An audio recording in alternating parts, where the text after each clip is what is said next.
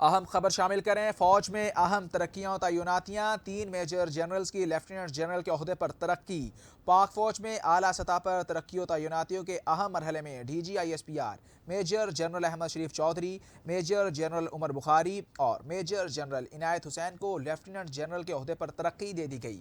Major general Umar بخاری کو lieutenant general کے عہدے پر ترقی دی گئی، جس کے بعد انہیں پشاور میں قائم 11 کا کور کمانڈر مقرر کر دیا گیا۔ ان سے قبل لیفٹیننٹ جنرل حسن اظہر حیات خان اس عہدے پر فرائض انجام دے رہے تھے، جن کا اب تبادلہ کر دیا گیا ہے۔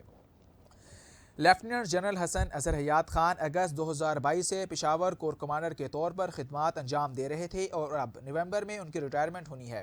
کسی بھی پوسٹنگ کی مدت عام طور پر 2 سال ہوتی ہے، لہٰذا جنرل حسن اظہر حیات کا ریٹائرمنٹ سے چند ماہ قبل تبادلہ حیران کن ہے۔ تجزیہ کاروں کا کہنا ہے کہ 11 کور کی کمان میں تبدیلی کا تعلق افغانستان کی سرحد سے متصل علاقوں میں سیکیورٹی کی بگڑتی ہوئی صورتحال سے ہو سکتا ہے۔ دلچسپ امر یہ ہے کہ نئی پوسٹنگ ایک دن بعد منظر عام پر آئی جب امریکی سینٹ کام کے کمانڈر جنرل مائیکل کریلا نے انسداد دہشت گردی کی کارروائیوں پر تبادلہ خیال کرنے کے لیے افغانستان کی سرحد سے متصل صوبے خیبر پختونخوا کے مقامات کا دورہ کیا تھا۔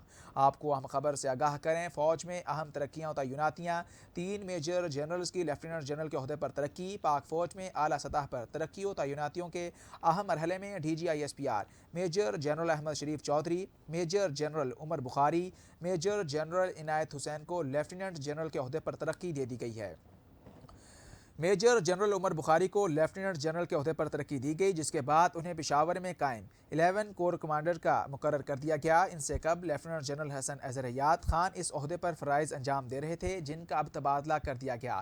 لیفٹیننٹ جنرل حسن اظہر حیات خان اگست 2022 سے پشاور کور کمانڈر کے طور پر خدمات انجام دے رہے تھے۔ نومبر میں ان کی ریٹائرمنٹ ہونی ہے۔ کسی بھی پوسٹنگ کی مدت عام طور پر 2 سال ہوتی ہے، لہٰذا جنرل حسن اظہر حیات کا ریٹائرمنٹ سے چند ماہ قبل حیران کن تبادلہ ہوا ہے۔ پشاور میں نئے کمانڈر میجر جنرل عمر بخاری اس سے قبل جنرل ہیڈ کوارٹرز میں vice chief of general staff کے طور پر خدمات انجام دے رہے تھے۔ پشاور میں نئے کور کمانڈر کی تقرری بھی خیبر پختونخوا میں پی ٹی آئی کی زیر قیادت حکومت اور وہاں کی عسکری قیادت کے درمیان نازک تعلقات میں تبدیلی کا باعث بن سکتی ہے۔